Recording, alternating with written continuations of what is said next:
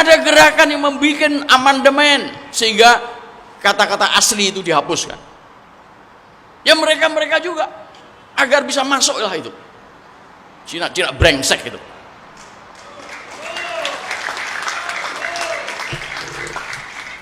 Tidak semua Cina brengsek, tapi jumlahnya kecil.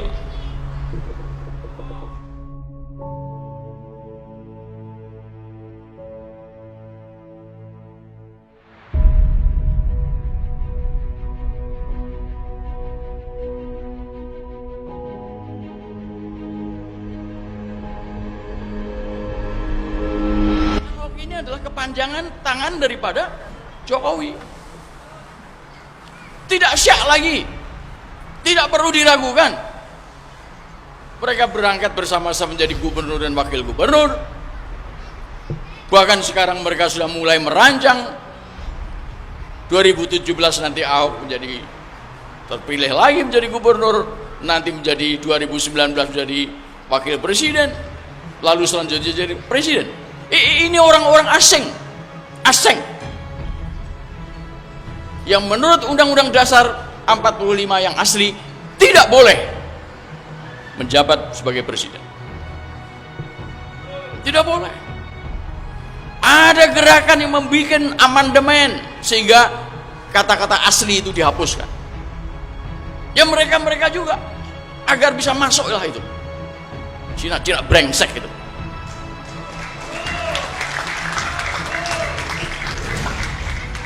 Tidak semua Cina brengsek, tapi jumlahnya kecil. Ahok itu termasuk yang brengsek, yang bajingan tadi Pak RT, Pak RW mengatakan. Inilah saudara-saudara, Soeharto yang didukung sama militer, sama polisi, oleh ABRI saja bisa jatuh. Masa Jokowi nggak bisa jatuh? Pasti bisa jatuh. Kalau saudara-saudara bersatu, mari berbondong-bondong datang ke MPR, menuntut supaya MPR mencabut amanat Jokowi sebagai presiden itu. Cabut.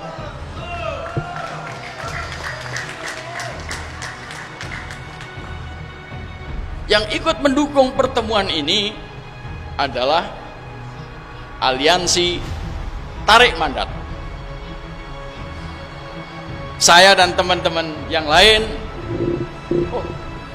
saya tidak tahu kalau ada kumpul di belakang ini. Saya termasuk yang lain-lain itu masuk dalam yang namanya rakyat bergerak. Bahkan sekarang ditambah lagi Pribumi Bangkit Bergerak. Jadi marilah kita bergerak. Coba Anda perhatikan, adakah yayasan yatim piatu yang dibikin oleh pemerintah? Tidak ada. Yang membikin adalah kiai-kiai, ustadz-ustadz, orang-orang swasta. Padahal itu ada di dalam Undang-Undang Dasar. Jadi banyak sekali penyelewengan terhadap Undang-Undang Dasar, dan mereka sok menepuk dada seakan-akan hebat. Orang-orang ini harus dijatuhkan. Kita pilih yang lebih baik.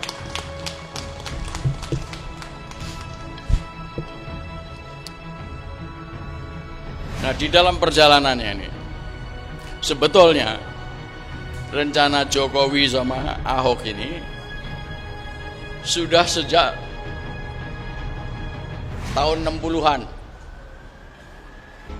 Cina-Cina ini, mafia-mafia di luar yang baik-baik, ini sudah merancang kejadian sekarang sejak tahun 1960. Berbagai macam kejahatan mereka bikin, termasuk anak-anak ini ya dari SD sampai SMA tidak diajari dengan betul tentang sejarah Republik Indonesia. Tidak diajari dengan baik ilmu bumi Indonesia. Mereka tahu Irian Jaya, tapi Irian Jaya di sebelah mana tidak tahu. Jadi bagaimana kita mau mencintai Republik ini kalau pengajarannya tidak betul?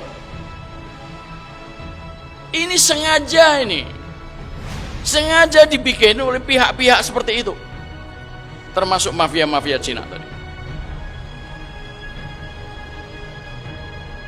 Tahun 97, 98, berlanjut 99 sampai 2000 baru selesai. Terjadi krisis moneter. Anda tahu siapa yang bikin? Ya konglomerat Cina itu, yang membuat kerusakan ekonomi Indonesia.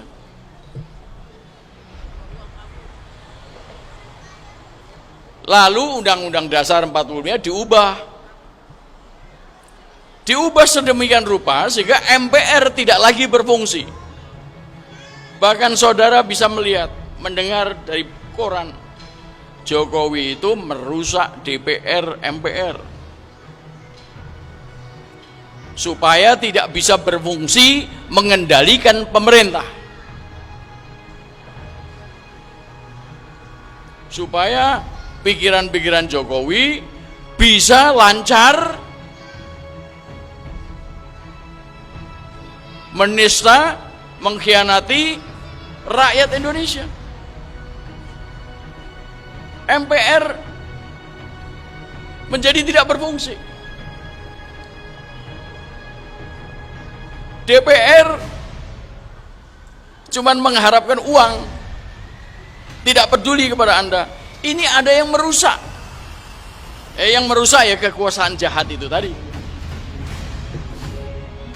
Yang kedua, kata-kata Indonesia asli, bahwa presiden harus orang Indonesia asli, dicoret juga sama mereka. Sehingga masuklah Cina-Cina itu, termasuk si Jokowi tadi itu, dan Ahok masuk. Dan mereka sudah merancang periode-periode sesudah itu, mereka juga yang bakal masuk. Nah, ini harus kita cegah. Karena mereka bajingan. Mereka brengsek. Tujuan mereka adalah menggusur pribumi dan khususnya umat Islam. Menjadikan seperti yang dinyanyikan oleh saudara Yayan kemarin, menjadikan Indonesia seperti Singapura. Lalu juga pasal 33 juga diubah, membuat perekonomian seperti perekonomiannya liberal. Kalau liberal tuh masing-masing pemain ekonomi berkelahi satu sama lain, bebas. Yang kuat boleh mengalahkan yang lemah. Prinsip hidup kita tidak begitu. Yang lemah harus ditolong, yang lemah harus dibantu. Fakir, miskin, dan anak-anak telantar harus dipelihara oleh negara. Tidak boleh justru dibasmi, dihabiskan sama yang kuat. Ini perubahan atau amandemen terhadap Undang-Undang Dasar adalah seperti itu.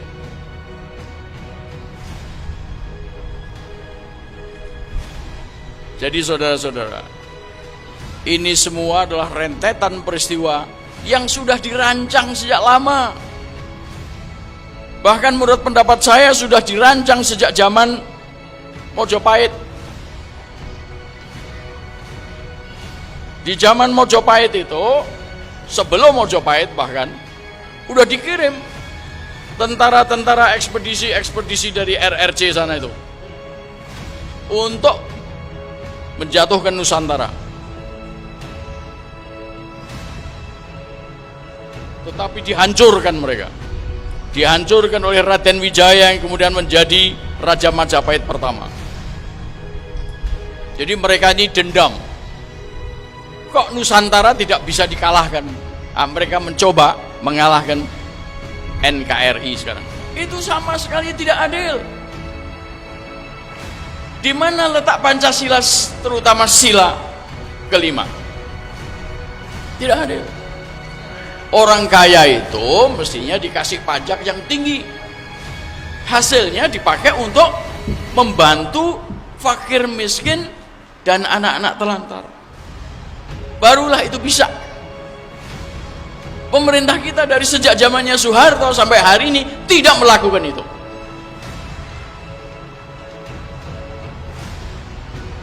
Apa yang bisa saya simpulkan dari situ? Mereka jahat.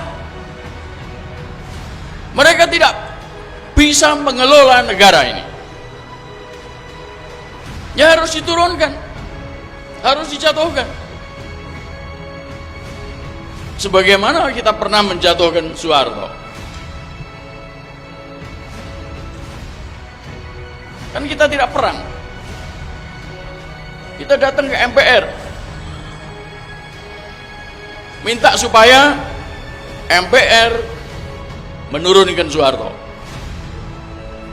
Itu yang terjadi pada 21 Mei 98. Soeharto jatuh. Inilah yang saya pikir perlu kita lakukan pada presiden-presiden yang jahat itu, termasuk Jokowi. Termasuk Jokowi. Oleh karena itulah maka kemarin di dalam surat dakwaan saya, memang yang dihadirkan sebagai terdakwa adalah Ahok. Tetapi Ahok ini adalah kepanjangan tangan daripada Jokowi.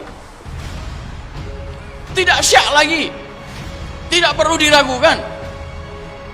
Mereka berangkat bersama-sama menjadi gubernur dan wakil gubernur. Bahkan sekarang mereka sudah mulai merancang 2017 nanti Ahok menjadi terpilih lagi menjadi gubernur, nanti menjadi 2019 menjadi wakil presiden, lalu selanjutnya jadi presiden. Inilah saudara-saudara, Soeharto yang didukung sama militer, sama polisi, oleh ABRI saja bisa jatuh. Masa Jokowi gak bisa jatuh? Pasti bisa jatuh.